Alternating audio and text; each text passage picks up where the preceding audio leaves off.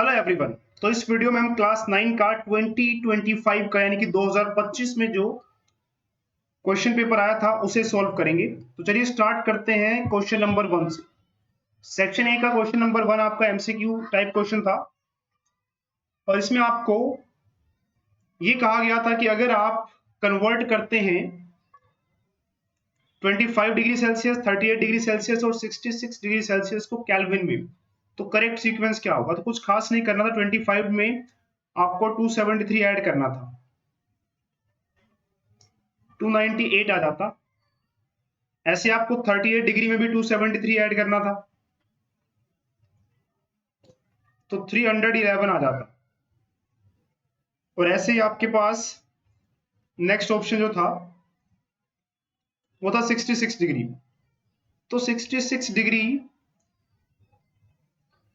को केल्विन में करने के लिए 273 अगर आप ऐड करते तो 339 आता। तो इस तरह से अगर आप ऑप्शंस देखें तो 298, 311, 339 ऑप्शन ए इसका करेक्ट आंसर हो जाता है। चलते हैं क्वेश्चन नंबर 2 पर। क्वेश्चन नंबर 2 में पूछा गया था कि सेल का कौन सा ऐसा ऑर्गेनिल है जो यूज होता है या फिर जिसका एक बहुत ही इंपॉर्टेंट रोल है detoxifying many poisons and drugs in a cell. तो जो भी सेल में पॉइजन या ड्रग्स आ जाते हैं तो उनको डिटॉक्सिफाई करने का काम कौन करता है ये आपको बताना था इसमें। तो इसका आंसर आ जाएगा एसईआर, क्योंकि एसईआर ये काम करता है। क्वेश्चन नंबर 3 की बात करते हैं। 3 में कहा गया था कि एक पार्टिकल सर्कल में मूव कर रहा है, इसका रेडियस आर है। तो मान लीजिए यहां से पार्टिकल ए पॉइंट से स्टार्ट करता है, रेडियस आर है। आधा सर्कल के बाद हमें डिस्प्लेसमेंट बतानी है। तो ए से स्टार्ट किया उसने, जब वो आधा सर्कल घूम लेगा तो यहां कहीं पहुंचेगा बी पॉइंट पर। तो इधर भी तो आर ही होगा, अगर ये सेंटर ओ है तो ये भी आर होगा। तो इस तरह से देखिए इसका डिस्प्लेसमेंट इनिशियल पॉइंट ए और फाइनल पॉइंट बी। तो इनिशियल और फाइनल में कितना डिस्टेंस हो गया, शॉर्टकट सबसे ए से बी में 2r हो गया। तो इसका आंसर हो जाएगा करेक्ट आंसर ऑप्शन सी। बात करते हैं क्वेश्चन नंबर 4 की।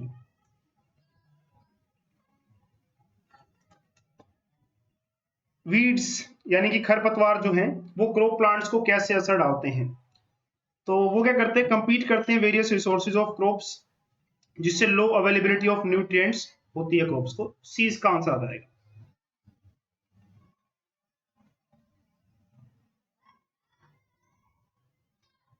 टिंचर ऑफ आयोडीन एक एंटीसेप्टिक है और आपको बताना है कि ये सॉल्यूशन कैसे बनता है। तो इसमें आयोडीन को घोलते किसमें है, वैसे आयोडीन के साथ पोटेशियम आयोडाइड होता है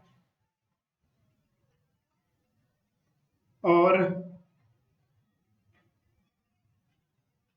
फिर उसको अल्कोहल और वाटर के सॉल्यूशन में घोल देते हैं। लेकिन यहाँ पे अगर हम ऑप्शंस देखें तो solution is made by dissolving iodine in potassium iodide, iodine in alcohol. तो करेक्ट आंसर ऑप्शन डी लग रहा है कि आयोडीन के अल्कोहल में डालेंगे तो टिंचर ऑफ आयोडीन बनेगा।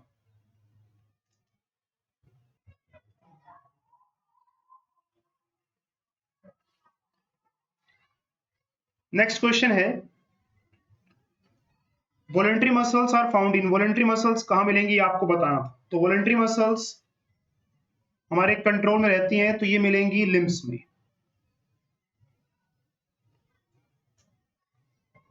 Question number 7। तो गोलकीपर क्या कर रहा है, फुटबॉल को पकड़ के हाथ पीछे की तरफ ला रहा है। क्यों ला रहा है, ताकि रेट ऑफ मोमेंटम जो है उसका कम हो जाए।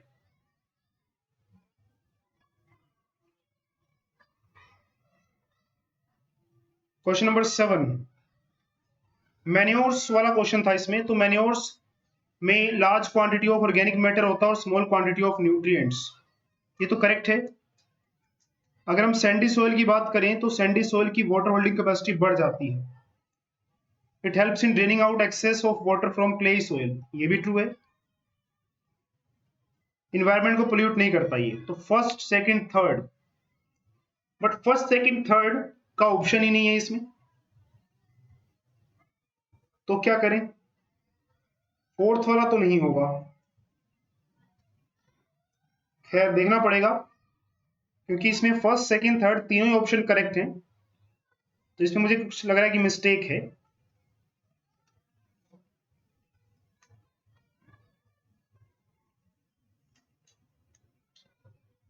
चलिए तो अगले क्वेश्चन की तरफ चलते हैं।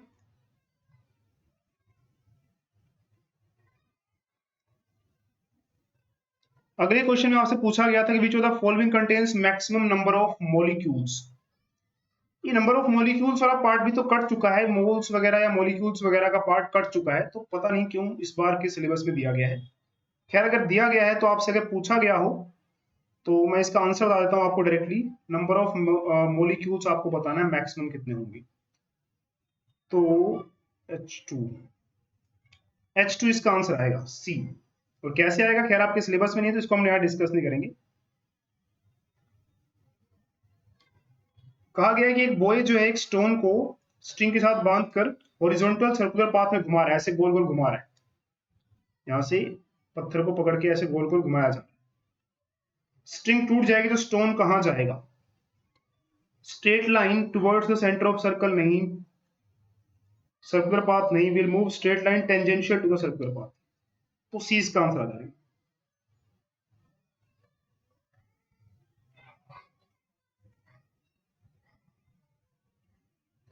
तो will move along a straight line tangential to the circular path. C इसका आंसर आ जाएगा।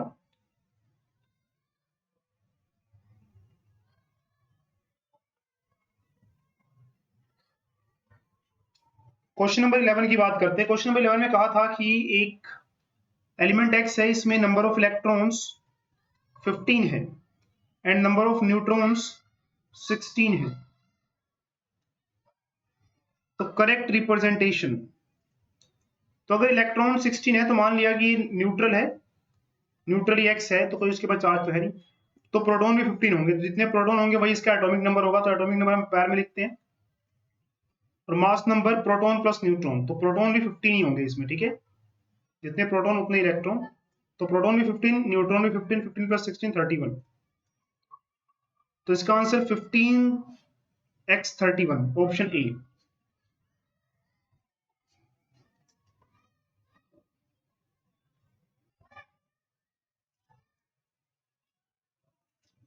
क्वेश्चन नंबर 12, इसमें कहा है कि एक गर्ल है, उसके पास स्कूल बैग है 3 kg का और वो 200 मीटर लेवल्ड रोड पे चलती है। वर्क डन कितना हो जाएगा? 0। रीजन, बैग का जो वेट है वो नीचे की तरफ है और डिस्प्लेसमेंट इधर है 200। तो एंगल 90 डिग्री बना है, तो एंगल 90 डिग्री जब भी होगा फोर्स और डिस्प्लेसमेंट में, तो वर्क कितना होगा? 0 होगा। Sound travels in air if, तो sound travels in air, particles of medium travel from one place to another.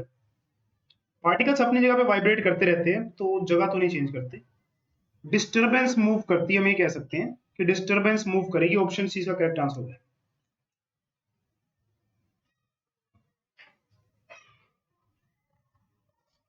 Question number 14 की बात करेंगे।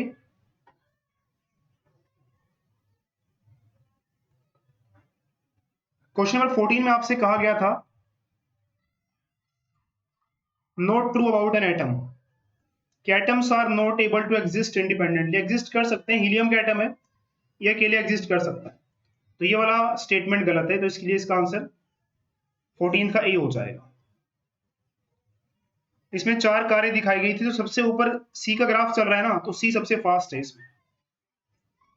तो आपको बताना क्या है करेक्ट स्टेटमेंट। सी सबसे फास्ट है, तो सी सबसे स्लोएस्ट कहा गया, गलत है। डी सी से फास्ट है, नहीं, सी फास्टर है ना। सी जिसका स्लोप ज्यादा होता है, तो जिसका ग्राफ ज्यादा ऊपर की तरफ होगा वो ज्यादा फास्ट होगा, तो सी सबसे फास्ट है इसमें। तो car D is faster than car C, गलत है। बी स्लोवेस्ट है, हाँ बी सबसे नीचे आ रहा है तो बी स्लोवेस्ट है, ये करेक्ट आंसर हो जाएगा। क्वेश्चन नंबर 15, सोनार में हम कौन सी वेव्स यूज करते हैं? तो इसका आंसर देखिए आ जाएगा अल्ट्रासोनिक वेव्स। लेकिन जो सोनार वाला पार्ट है वो सिलेबस से कट चुका है, तो सोनार वैसे देना नहीं चाहिए था, कुछ और पूछना चाहिए था, जैसे कि ईसीजी वगैरह है, क्योंकि ये सब सिलेबस में था। चलिए नेक्स्ट क्वेश्चन हमारा है 17।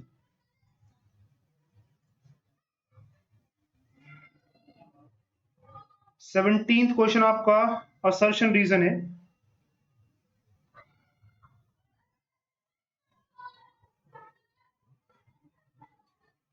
कि एलिमेंट इज द बेस, ये रहा 17th वाला। Element basic form of matter है that cannot be broken down into simpler substances by chemical reaction. Assertion ठीक है। Non metals are poor conductors of heat and electricity, reason भी ठीक है, but reason assertion का explanation नहीं है, तो इसका आंसर हो जाएगा ऑप्शन बी। क्वेश्चन नंबर 18 की बात करें अगर हम, तो न्यूक्लियस का बहुत इंपॉर्टेंट रोल है सेलुलर रिप्रोडक्शन और सेलुलर फंक्शंस में। जी हाँ, ये तो सही बात कही गई है। और न्यूक्लियस में क्रोमोसोम्स होता है जो कि डीएनए को बनाता है या डीएनए से बना होता है, और इसमें इंफॉर्मेशन होती है कंस्ट्रक्टिंग एंड ऑर्गेनाइजिंग सेल्स। जी हाँ, ये ठीक है, तो रीजन भी इसका करेक्ट एक्सप्लेनेशन है, तो इसका आंसर हो जाएगा ऑप्शन ए। 19 की बात करेंगे, slope of velocity time graph. अगर लीनियर मोशन है तो slope of velocity time graph जो है वो हमें वैल्यू ऑफ एक्सेलरेशन देगा। जी हाँ, ठीक है, तो वेलोसिटी और टाइम का ग्राफ जो होगा वो हमें एक्सेलरेशन देता है, उसका स्लोप। ट्रू है assertion. Area under velocity time graph gives distance, नहीं, डिस्प्लेसमेंट आएगा, यहाँ पर डिस्टेंस गिवन है, तो इसका रीजन जो है वो गलत है, तो रीजन गलत है इसका। तो अगर रीजन गलत होता है, देखिए,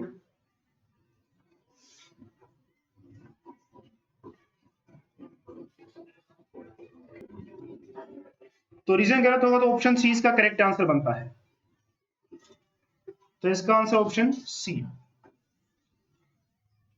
20 में कहा गया था 6 मैक्रोन्यूट्रिएंट्स होते हैं और 7 माइक्रोन्यूट्रिएंट्स होते हैं। जी हाँ, ठीक है,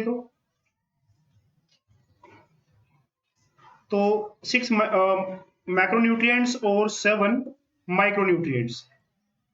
रीजन में कहता है कि CHO NPK ये मैक्रोन्यूट्रिएंट्स है। जी नहीं, गलत है। पोटाशियम, नाइट्रोजन,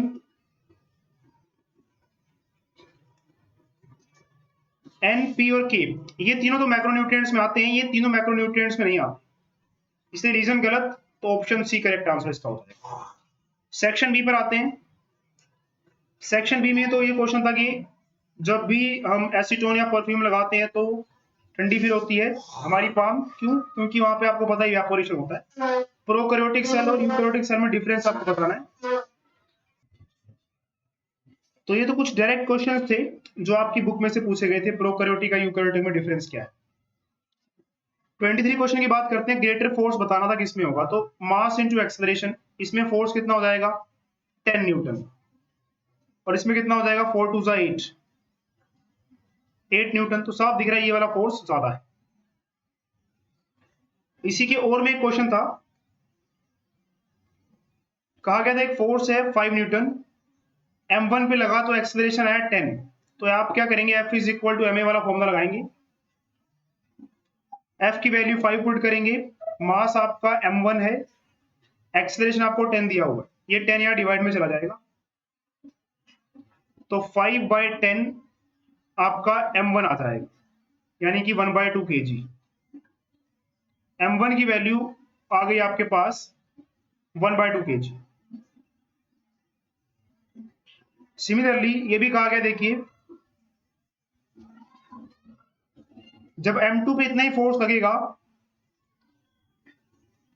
तो एक्सेलरेशन 20 आ रहा है, तो फिर से मैंने F is equal to ma वाला फॉर्मूला लगाया, ये आपकी बुक में डायरेक्ट क्वेश्चन है, तो m2 की वैल्यू आ जाएगी 5/20, यानी कि 1/4।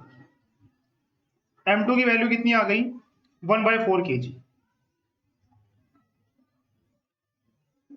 तो m2 आपके पास आ चुका है और m1 आ चुका है, m1 आपका 1/2 kg है और m2 आपका 1/4 kg है।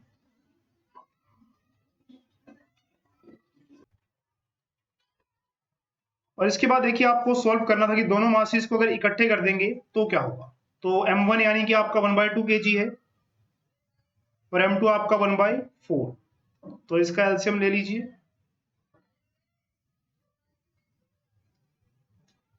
3/4 kg। और फिर से आपको एक्सेलरेशन निकालना है। F is equal to ma लगाएंगे आप, F की वैल्यू फिर से 5 रखनी है और m आपका 3/4, ये 4 मल्टीप्लाई में चला जाएगा और 3 डिवाइड में चला जाएगा, तो 5 मल्टीप्लाई 4 डिवाइड बाई 3, तो नया वाला एक्सेलरेशन आपका आ जाएगा 20 बाई, ये बन जाएगा 20 बाई 3। तो ये बुक में आपकी क्वेश्चन है, डायरेक्टली आप इसे कर सकते हैं। 24 में आपको बताना था कि वो टिश्यू जो इनर लाइनिंग ऑफ माउथ को बनाता है, तो ये स्ट्रेटिफाइड स्क्वेमस एपिथेलियम है। और अगर हम बात करें नेक्स्ट की, तो बोन को मसल से जोड़ने का काम टेंडन का है। एडिपोज टिश्यू जो है फैट को स्टोर करता है, और connective tissue with the fluid matrix blood. Question number 25, यहाँ पे देखिए अर्थ और एक ऑब्जेक्ट है 1 kg का, तो आपको ये फॉर्मूला लगाना, देखिए F is equal to G m1 m2 upon जो रेडियस ऑफ अर्थ है उसका स्क्वायर। तो G की वैल्यू आपको गिवन है, तो G की वैल्यू आपको पुट करनी पड़ेगी। तो G की वैल्यू आपको भरनी थी इसमें ग्रेविटेशनल कांस्टेंट की। m1 आपका हो जाएगा मास ऑफ अर्थ, वो आपको गिवन है देखिए क्वेश्चन में। m2 की वैल्यू आपको 1 भर देनी है, और रेडियस 6.4 10 की पावर 8। तो ये सारी वैल्यू यहाँ पे भर के आप इसको सॉल्व कर सकते थे। अब यहाँ पे क्वेश्चन था, वॉल्यूम गिवन था आपको सब्सटेंस का, और यहाँ पे मास भी गिवन था। तो पहले उस सब्सटेंस की डेंसिटी निकालेंगे। Density is equal to mass upon volume होगा, तो मास 50 और वॉल्यूम 20 है। ये आ गया 5/2, और 5/2 मतलब 2.5 ग्राम पर सेंटीमीटर क्यूब, जबकि वाटर की डेंसिटी होती है 1 ग्राम पर सेंटीमीटर क्यूब। तो इस चीज का मास, वाटर की डेंसिटी होती है 1 ग्राम पर सेंटीमीटर क्यूब। तो वाटर की डेंसिटी से ज्यादा डेंसिटी है इसकी, इसलिए डूब जाएगा।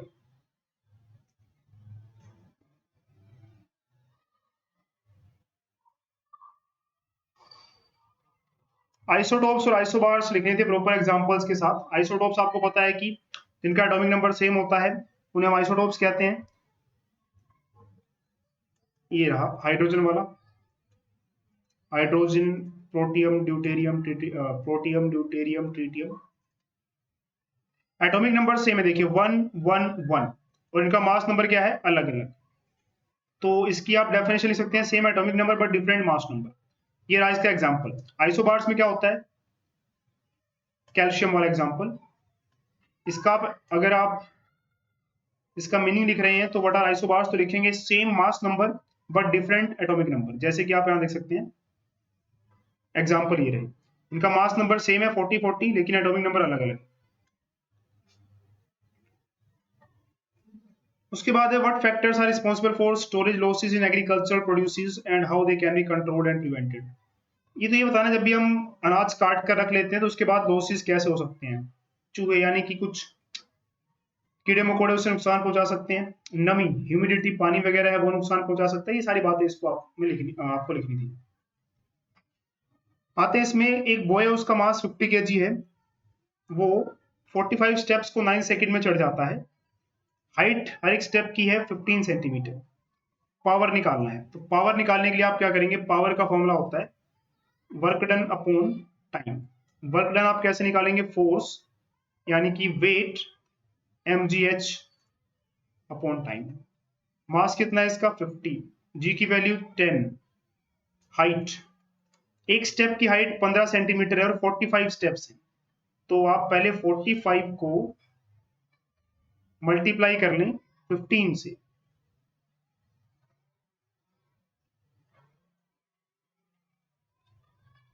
675, लेकिन सेंटीमीटर में मीटर में कन्वर्ट करेंगे तो 6.75 अपॉन टाइम, टाइम 9 सेकेंड है।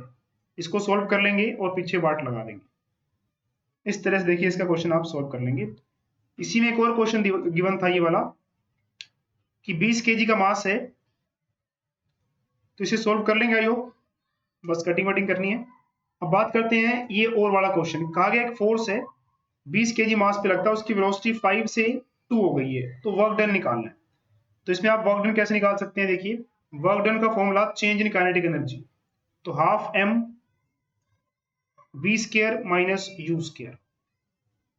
तो हाफ m की वैल्यू कितनी है 20, v बाद वाली उसकी स्पीड कितनी हो गई है 2, 2 का स्क्वायर कर देंगे माइनस पहले वाली वेलोसिटी उसकी कितनी है 5, तो 5 का स्क्वायर कर देंगे तो ये बन जाएगा देखिए हाफ इंटू 20, 2 का स्क्वायर 4 और 5 का स्क्वायर 25, इसे कट कर दें 10,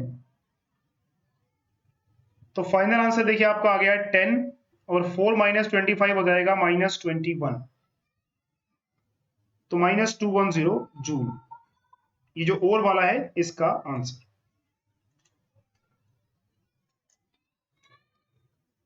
ओहो,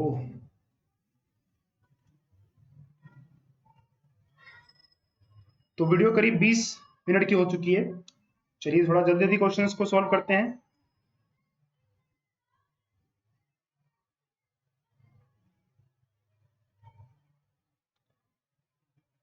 तो इसमें तो खैर आपको सबका काम बताना है, प्लाज्मा मेम्ब्रेन, क्रोमोसोम्स, तो ये क्वेश्चन तो आप कर ही लेंगे, बुक में डायरेक्टली मिल जाएगा इन सभी के आंसर्स, इन सबके काम बताने हैं। आगे वाले क्वेश्चन चलते हैं, और ये आपका पहला, we can get smell of perfume sitting several metres away, आपकी बुक में ऐसे क्वेश्चन है, लेकिन वहां पे गर्म खाने की बात करते हैं। गर्म खाना जो होता है तो उसकी स्मेल दूर तक पहुंच जाती है, परफ्यूम में भी ऐसी है, उसकी मॉलिक्यूल्स की काइनेटिक एनर्जी ज्यादा होती है, दूर दूर तक पहुंच जाती है, तो ये आप इसमें बता सकते हैं। ऐसे आइस 273 पे more effective in cooling than water, क्योंकि आइस ज्यादा ठंडी है ना, इसलिए, क्योंकि आइस में लेटेंट हीट ऑफ फ्यूजन निकल चुकी है। तो ये बुक के क्वेश्चन डायरेक्ट हैं। रीजंस बताने की, cell of sclerenchyma tissues have narrow lumen, देखिए इसमें बहुत सारा लिग्निन इकट्ठा होता है तभी वो हार्ड बन जाता है, इसलिए वो नैरो ल्यूमन होता है, तो लिग्निन के डिपॉजिट होने की वजह से। It is difficult to pull out husk of a coconut, वही है, इसमें स्क्लेरेंकाइमा से बना होता है हस्क ऑफ कोकोनट, तो काफी रिजिडिटी मिल जाती है उससे उसको। Muscles are able to contract and relax to bring about movements, क्योंकि मसल्स हमारे वॉलंटरी एक्टिविटी में आती हैं, और कुछ स्पेशल प्रोटीन्स इन्वॉल्व होते हैं मसल्स के कॉन्ट्रैक्ट और रिलैक्स होने में, जो इसे मूवमेंट करने में हेल्प करते हैं। तो इसमें भी देखिए क्वेश्चन पूछा गया है कि जब हम पियर खाते हैं तो क्रंची और ग्रैनुलर फीलिंग क्यों आती है, स्क्लेरेंकाइमा की वजह से। मतलब ये क्वेश्चन बढ़िया था, डिटेल में अगर आप डीपली पढ़ के गए होते बुक, तभी जाके आप इसका आंसर दे सकते थे। तो ये क्वेश्चन मैं कह सकता हूं थोड़ा सा आपको मुश्किल लगा होगा। क्वेश्चन नंबर 31 हो गया, 32 की बात करते हैं। Law of conservation of energy की बात की गई है जब हम पेंडुलम की बात करते हो, ये पेंडुलम हो गया देखिए। तो पेंडुलम क्या करता है, यहां से यहां जाता रहता है, यहां से यहां जाता रहता है, तो इस तरह से पेंडुलम ऑसिलेट करता है, और लास्ट में वो जो है, अगर हम इसको पेंडुलम को एक तरफ खींच कर ऐसे छोड़ दें तो बार बार ऐसे ऐसे तो करेगा वो, पेंडुलम जो है वो बार बार ऐसे ऐसे करेगा, लेकिन एक टाइम के बाद आके रेस्ट में रुक जाएगा। ऐसा क्यों? क्योंकि देखिए फ्रिक्शन है, एयर रेजिस्टेंस वगैरह भी है, वो रोक देंगे उसको। अगर हवा वगैरह या फ्रिक्शन वगैरह कुछ ना होता तो अगर हम इसको एक बार यहाँ लाके छोड़ते तब तो वहीं पे रहता। तो क्यों रुक गया? एयर रेजिस्टेंस की वजह से आप लिखेंगे। क्या यहाँ पे law of conservation of energy violate हुआ? बिल्कुल नहीं वायलेट हुआ। वही एनर्जी एयर, जैसे एयर आसपास है तो उसके पार्टिकल्स मूव करने लगे, उनमें चली गई वो, तो वायलेट नहीं हुआ यहाँ पे। ये क्वेश्चन भी मतलब था, लेवल का था, थोड़ा सा एडवांस लेवल का कहेंगे।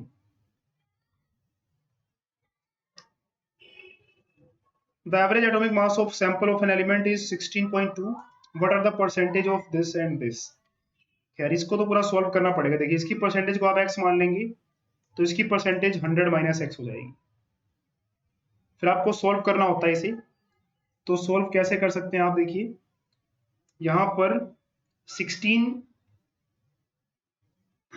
इंटू एक्स बाई 100 प्लस 18 इसका मास है, तो 18 इंटू 100 माइनस एक्स,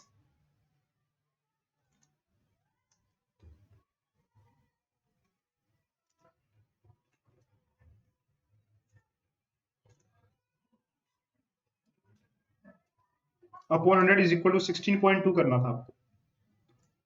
फिर आपको इसे सोल्व करना था, यहां से आपको परसेंटेज मिल जाती। चलिए फटाफट सोल्व कर लेते हैं, जब सोल्व कर ही रहे हैं पेपर तो ये बनेगा 16x और ये बन जाएगा 1800 माइनस 18x, और जो ये नीचे का 100 है वो कॉमन कॉमन ले लीजिए, इज इक्वल टू 16.2। इस 100 को यहाँ पे भेज दीजिए मल्टीप्लाई में, तो 16x प्लस 1800, अच्छा माइनस कर ही देते हैं यहाँ पे, तो 16x minus 18x minus 2x हो जाएगा ये, और ये 100 यहाँ पे मल्टीप्लाई में जाएगा तो 16.2 मल्टीप्लाई 100, पॉइंट हटेगा यहाँ से और ये 10 से ये कट जाएगा, minus 2x is equal to 1620, और यहाँ पे 1800 भी था। अब ये 1800 यहाँ जाके माइनस हो जाएगा, तो हमारे पास आएगा 2x is equal to 1620 minus 1800, तो minus 2x is equal to 180 के आसपास आ जाएगा, माइनस से माइनस कैंसिल, x आ गया हमारे पास 180 डिवाइड बाई 290, यानी कि इसको हमने x परसेंट माना था, यानी कि 90% है, तो ये कितना हो जाएगा 10%, क्योंकि टोटल परसेंट 100 होता है, तो 90 और ये 10। क्वेश्चन नंबर 16 की बात करें अगर हम, अरे 16 क्या 34, तो एक साउंड वेव है, इसकी फ्रीक्वेंसी की बात की गई है, 2 किलो हर्ट्ज है, वेवलेंथ इतना है, तो how long will it take to travel. तो आपको करना क्या है, देखिए पहले आपको यहां से स्पीड निकालनी होगी, तो फ्रीक्वेंसी है, वेवलेंथ है, तो स्पीड का formula, speed of sound is equal to lambda upon lambda into frequency.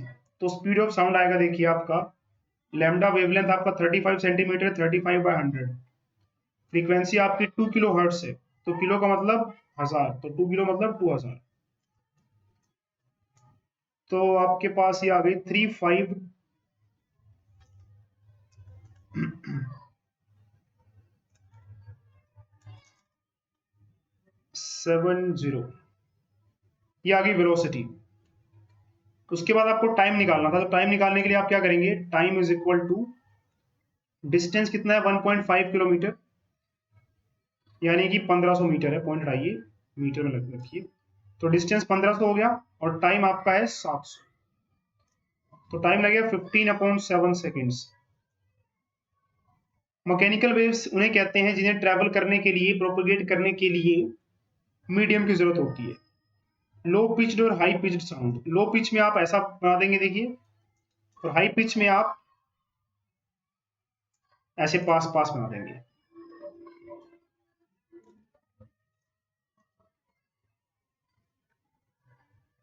ऐसे पास पास हाई पिच हो जाएगा। उसके बाद डिफरेंस बिटवीन द टू, तो हाई पिच और लो पिच में बताना है कि लो पिच की फ्रीक्वेंसी कम होती है और हाई पिच की फ्रीक्वेंसी ज्यादा होती है। क्वेश्चन और में था, देखिए एक पर्सन है, उसकी रेंज जो है हेयरिंग 20 हर्ट्ज से लेके 20 किलो हर्ट्ज है,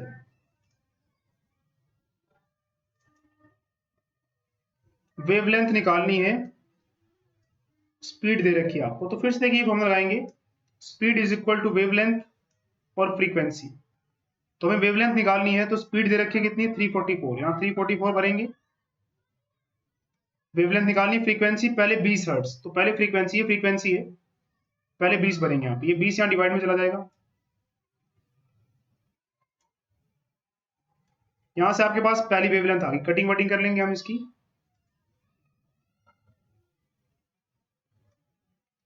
तो 172/10 यानी कि 1.72 मीटर, ये वेवलेंथ आ गई।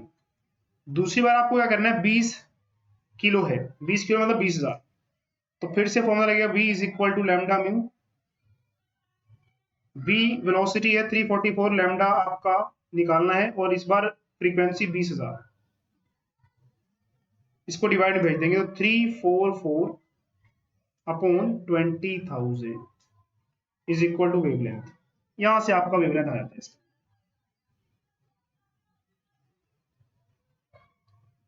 बाकी आपको पता है कि बिजली जो है दिखती पहले, उसकी आवाज बाद में आती है। तो ऐसा क्यों? क्योंकि लाइट की स्पीड ज्यादा होती है साउंड से।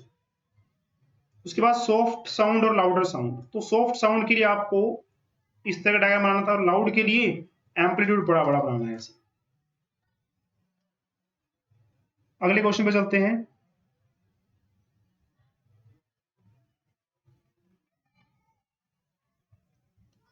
हाइड्रोजन सल्फाइड का फॉर्मूला बनाना है आपको। देखो हाइड्रोजन सल्फाइड है तो हाइड्रोजन के लिए H, सल्फाइड के लिए सल्फर, इसकी वैलेंसी 1, इसकी वैलेंसी 2, क्रॉस कर देंगे, क्या बनेगा? H2S1 लिखते नहीं हम, कार्बन टेट्राक्लोराइड।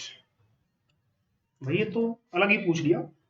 कार्बन टेट्राक्लोराइड बनेगा, कार्बन की वैलेंसी 4, यहां पे 1, तो C1Cl4, 1 हम लिखते नहीं है तो CCl4। एल्यूमिनियम ऑक्साइड,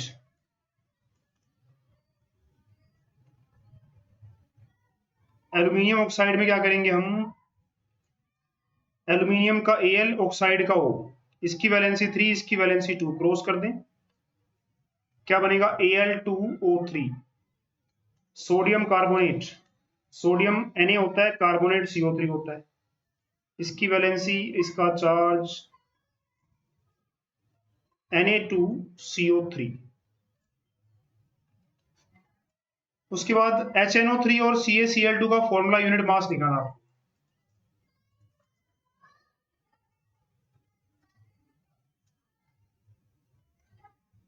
तो इससे भी आप सोल्व कर सकते थे आसानी से।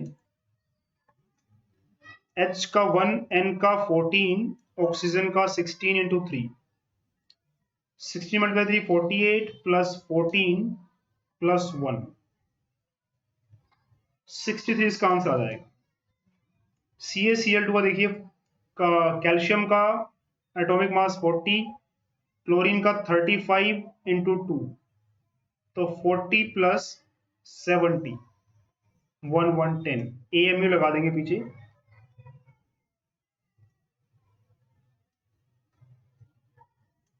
या U लगा देंगे पीछे।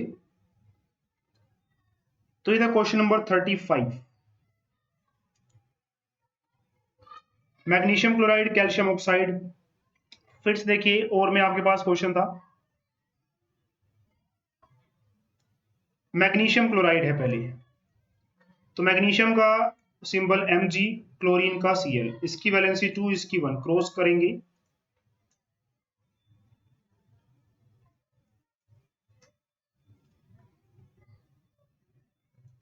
तो बनेगा Mg1Cl2। ऐसे कैल्शियम ऑक्साइड है तो कैल्शियम Ca होता है, ऑक्साइड यानी कि ऑक्सीजन, इसकी वैलेंसी 2, इसकी भी 2, कट हो जाएगी, सीधा CaO बन जाएगा। अब बात करते हैं C और D ऑप्शन की, कॉपर नाइट्रेट की। कॉपर Cu होता है, नाइट्रेट NO3 होता है, ये 2 और ये 1, क्रॉस कर दीजिए, तो ये बनेगा Cu, यहां लिख रहा हूं मैं, NO3, NO3 में 2 एलिमेंट है, नाइट्रोजन ऑक्सीजन, तो इसको ब्रैकेट लगा के फिर इसको नंबर 2 मिलेगा जब हम क्रॉस करेंगे तो।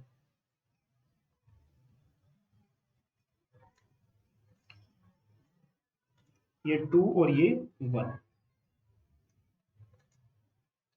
ये क्रॉस किया हमने इसको, तो ये बनेगा calcium carbonate, calcium Ca, carbonate CO3, दोनों 2 होते हैं वैलेंसी, क्या चार्ज कह लीजिए, तो CaCO3 सेम हो जाते हैं तो कट जाते हैं, 2 से 2 कट जाएगा, CaCO3 डायरेक्टली जोड़ देते हैं इसको। उसके बाद आपको जरा इरेज कर लें,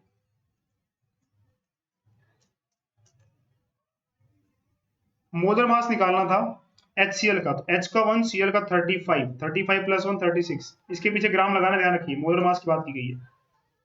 वैसे मोलर पार्ट तो खत्म हो गया लेकिन फिर भी कुछ पार्ट ऐसे लग रहा है कि जो सिलेबस में नहीं है वो डाला हुआ है। तो कार्बन का 12 इंटू 2, हाइड्रोजन का 1 इंटू 2, तो कार्बन का मास 12 इंटू 2 कर दिया, प्लस हाइड्रोजन का 1 और ये 2 से मल्टीप्लाई कर दिया, तो 24 प्लस 2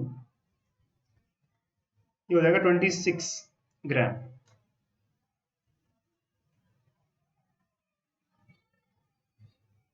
कब खत्म होगा ये पेपर?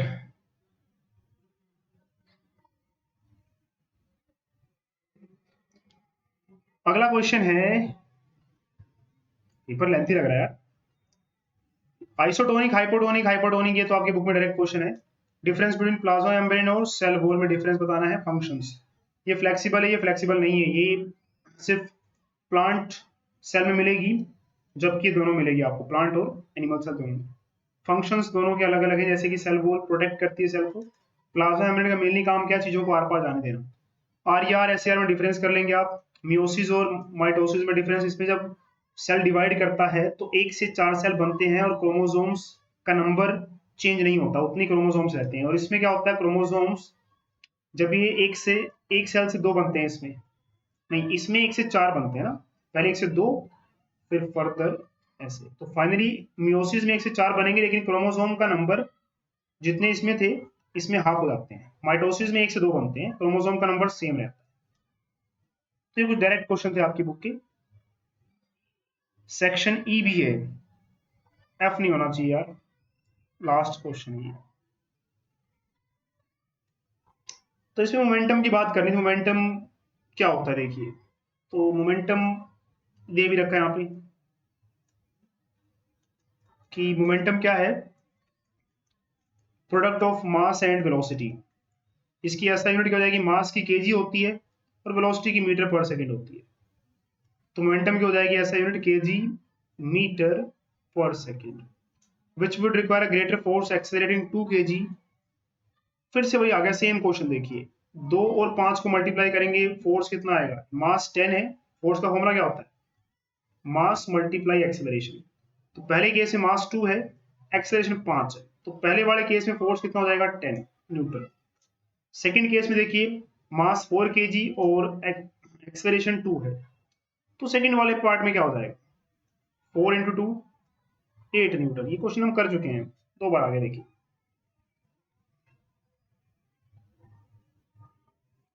इसमें कहा गया है कि आपके पास वेलोसिटी और टाइम का ग्राफ है,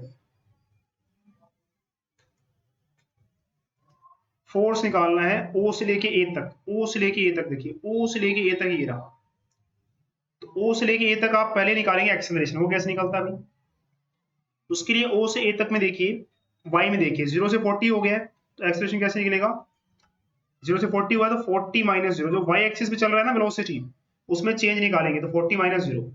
एक्स एक्सिस पे क्या चल रहा है, वो सेम है, 0 से 2 हो गया है, तो चेंज कितना होगा, 2 माइनस 0, तो एक्सेलरेशन आपका आ जाएगा 40 डिवाइड बाई 2। ये स्लोप है, वेलोसिटी टाइम ग्राफ का स्लोप एक्सेलरेशन होता है, इसलिए मैंने यहाँ पे ए लिखा है, ये आ जाएगा 20। ये आ गया आपका एक्सेलरेशन। अब निकालना है फोर्स। फोर्स कैसे निकालेंगे, फोर्स का फॉर्मूला होता है मास इनटू एक्सेलरेशन। तो मास की वैल्यू कितनी है, 5 kg, एक्सेलरेशन कितना आ गया आपका 20, तो ये हो गया 100 न्यूटन। अब बी से सी की बात कर रहे हैं, बी से सी ये रहा, तो बी में वेलोसिटी देखिए 40 है, सी पे वेलोसिटी कितनी हो गई है 0, तो चेंज कैसे निकालेंगे आप, बी से जब हम सी पे गए तो बाद में 0 हो गई, तो बाद वाली वैल्यू को हम पहले लिखेंगे, रुकिए जरा पहले रब कर लेते हैं, सेकंड पार्ट थोड़ा सा इंटरेस्टिंग है तो मजे से करेंगे आराम से। हट जाओ हट जाओ, सब हट जाओ, मतलब इतना सारा लिख दिया है कि रब करना मुश्किल हो जा रहा था। काश कि जब मैं 9th में था तब मुझे इतना आता होता, तब अगर मैं इतना लिखता तो कितने मजा आता ना। आप भी सोच रहे होंगे आपको भी इतना सारा आता पेपर में, तो आपके मजे हो जाते। चलिए एक्सेलरेशन क्या होगा, बी से सी का स्लोप, स्लोप कैसे निकालेंगे, बी से सी गया तो बाद में सी पे पहुंचे हैं, तो बाद में वेलोसिटी 0 हो गई है, तो बाद वाली वैल्यू माइनस, बी पे वेलोसिटी कितनी थी, बी पे ये थी 40 और सी पे वेलोसिटी कितनी है 0, ठीक है। तो बी से सी गए हैं तो बाद वाली चीज माइनस पहले वाली चीज होती है स्लोप निकालते समय। एक्स में बी पे जब थे तो एक्स कितना था 6, सी पे गए तो एक्स कितना हो गया 10 10 ही ना, हाँ। तो चेंज कैसे निकालेंगे, 10 माइनस 6 माइनस 40 अपॉन में 4, तो एक्सेलरेशन आ गया -10। तो फोर्स कितना आ जाएगा भाई, फोर्स एम ए होता है, तो एम की वैल्यू है कितनी है 5, ये दे रखा है एम, और ए की वैल्यू -10, तो कितना आंसर आ गया माइनस का 50 न्यूटन। दिख रहा है भाई, दिख रहा है एकदम से। कहाँ पहुंचे हम,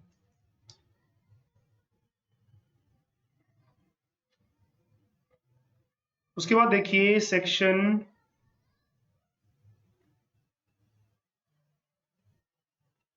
ई चल रहा है, क्वेश्चन नंबर 38, इतना बड़ा क्वेश्चन।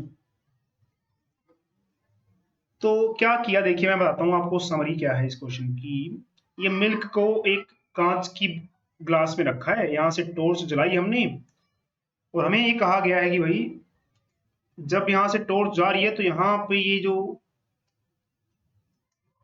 मिल्क का सैंपल है वो इल्यूमिनेट हो गया है, रोशनी सी हो गई है। क्यों भाई, कोलोइड है ना, कोलोइड क्या करता है, पार्टिकल्स को स्कैटर करता है, इसलिए तो रीजन लिखेंगे मिल्क इज अ कोलोइड, और कोलोइड के पार्टिकल्स क्या करते हैं, स्कैटर करते हैं लाइट को। और सोल्ट में ऐसा क्यों नहीं होगा, सोल्ट एक सॉल्यूशन है और सॉल्यूशन के पार्टिकल्स स्कैटर नहीं करते, इसलिए तो सोल्ट सॉल्यूशन में क्या होगा, पार्टिकल्स स्कैटर नहीं करेंगे लाइट को, इसलिए इल्यूमिनेट नहीं होगा वो। टू मोर सॉल्यूशन जिसमें सेम इफेक्ट देखने को मिलेगा भाई। और भी कोलोइड्स एग्जांपल देखो, एयर एक बढ़िया सा कोलोइड है अपना, एक आप ढूंढ लेंगे ना। हम क्वेश्चन पेपर को खत्म करते हैं, लास्ट क्वेश्चन पे आते हैं।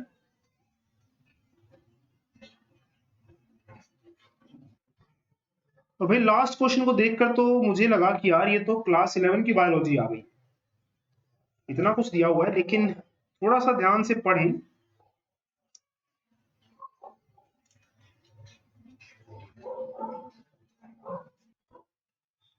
चलिए तो जल्दी से अपना लास्ट क्वेश्चन फिनिश करते हैं। तो एनिमल्स ऑफ कोल्डर रीजन्स होते हैं, फिशेज ऑफ कोल्ड वाटर, उनकी thicker layer of subcutaneous fat, describe why. भाई यहाँ पे अगर हम देखें तो कोल्डर रीजन्स में होने, ये क्वेश्चन मुझे लग रहा है कि यार थोड़ा सा 9th के लेवल से ज्यादा जा रहा है। 3 चैम्बर्ड हर्ट वगैरह उनका होता है, या फिर कह लो वहाँ ठंडा है तो सब, चलिए कह सकते हैं कि 3 चैम्बर्ड हर्ट छोड़िए, ठंडक है जहां पर भी, तो वहां पे फैट रहेगा, जैसे पोलर बियर वगैरह है, तो वो फैट क्या करता है, ठंड से बचाता है, इसलिए उनके पास थिकर लेयर होती है फैट की। स्मूथ मसल्स को विसरल मसल्स क्यों कहते हैं, स्मूथ मसल्स हमें इंटरनल ऑर्गन्स में देखने को मिलती हैं, इसलिए कह सकते हैं आप areolar tissue, why is it a connective tissue.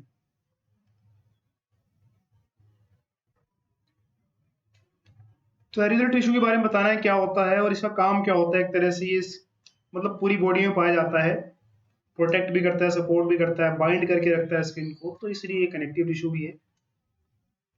तो ये खैर अपने आंसर्स बनते हैं। एडिपोसाइट्स भी एक तरह के स्पेशल टिश्यूज रहते हैं, इसके बारे में आपको बताना था।